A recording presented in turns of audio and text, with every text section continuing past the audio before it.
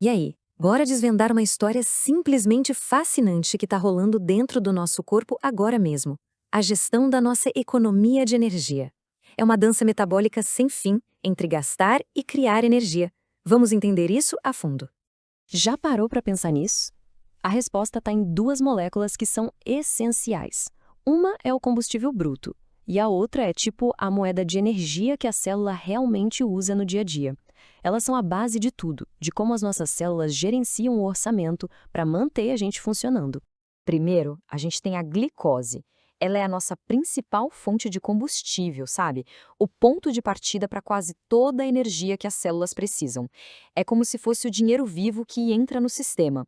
Só que a célula não consegue usar a glicose assim direto.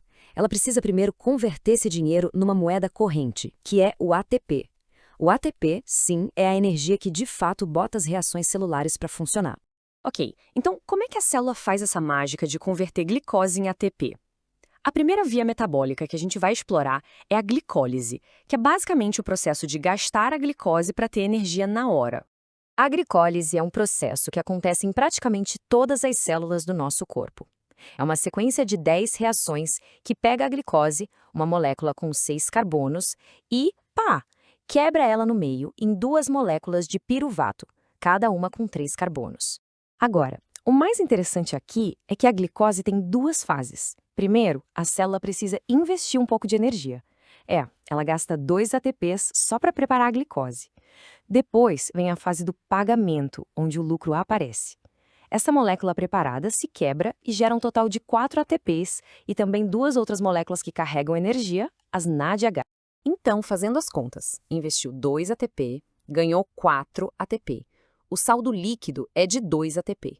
Pode não parecer muita coisa, mas o pulo do gato é que esse processo é extremamente rápido. Perfeito para quando o corpo precisa de energia para ontem. Bom, um ponto crucial aqui é que a glicólise não é uma via de mão dupla. Das 10 reações dela, 3 são tipo ruas de mão única, não tem como voltar. E isso é fundamental, porque é nesses pontos que o corpo consegue controlar tudo com precisão. Isso leva a gente para uma pergunta bem importante. Se o corpo depende tanto de glicose, o que ele faz quando o nível de açúcar no sangue cai? Ele simplesmente para de funcionar? Claro que não. E é exatamente aqui que entra a nossa segunda via metabólica, a gliconeogênese. Se a glicólise é sobre gastar glicose, a gliconeogênese é sobre criar glicose novinha em folha. A gliconeogênese é a carta na manga do corpo para quando falta glicose. Quem faz esse trabalho pesado é principalmente o fígado. Ele fica lá produzindo glicose para manter os níveis no sangue estáveis e garantir que o cérebro, por exemplo, nunca fique sem combustível. E essa glicose nova vem de onde? O corpo é um mestre da reciclagem. Ele usa o lactato que vem dos músculos, aminoácidos de proteínas e até o glicerol que sobra da quebra de gordura. Tudo vira matéria-prima. Lembra daquelas 3 ruas de mão única da glicólise? Então, a gliconeogênese não pode simplesmente ir na contramão. Em vez disso, ela usa umas enzimas diferentes para criar uns desvios metabólicos, umas rotas alternativas para passar por esses pontos sem volta. Ok, então a gente tem duas vias opostas. Uma quebra a glicose e a outra constrói. Como é que o corpo evita que elas trabalhem ao mesmo tempo? Seria um desperdício de energia total. A resposta está na regulação recíproca. Vamos colocar as duas lado a lado para ficar bem claro. A glicólise quebra moléculas para gerar energia rápida em todas as células. A gliconeogênese constrói glicose quando as reservas estão baixas, e isso acontece principalmente no fígado. Elas são basicamente o espelho uma da outra. Essa frase resume a ideia perfeitamente. O corpo se certifica de que só uma dessas vias esteja ligada de cada vez.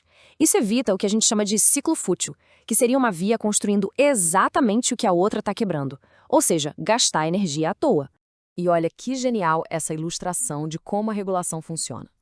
Presta atenção nessa molécula, a frutose 2,6-bifosfato, ou F2,6BP.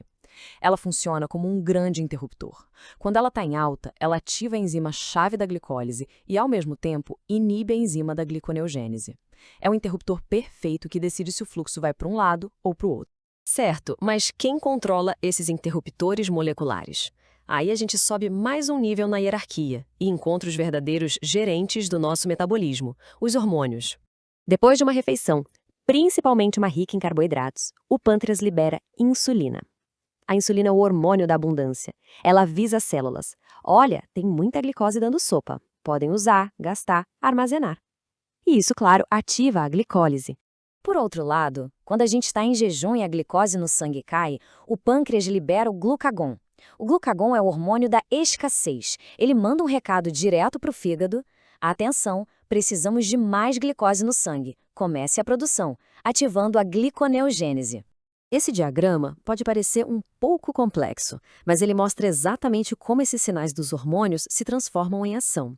O sinal chega lá na célula e dispara uma cascata de reações que, no fim das contas, ligam ou desligam aquelas enzimas-chave que a gente já viu. É um sistema de comando e controle super elegante para manter nosso equilíbrio de energia. E assim, a gente entende um pouco melhor essa dança incrível entre gastar e criar energia. Isso tudo deixa a gente com uma pergunta para refletir. Já que agora a gente sabe como a insulina e o glucagon respondem ao que comemos, como será que as nossas escolhas alimentares de todo dia estão, a todo momento, ajustando esse balanço tão delicado do nosso metabolismo? É algo para se pensar.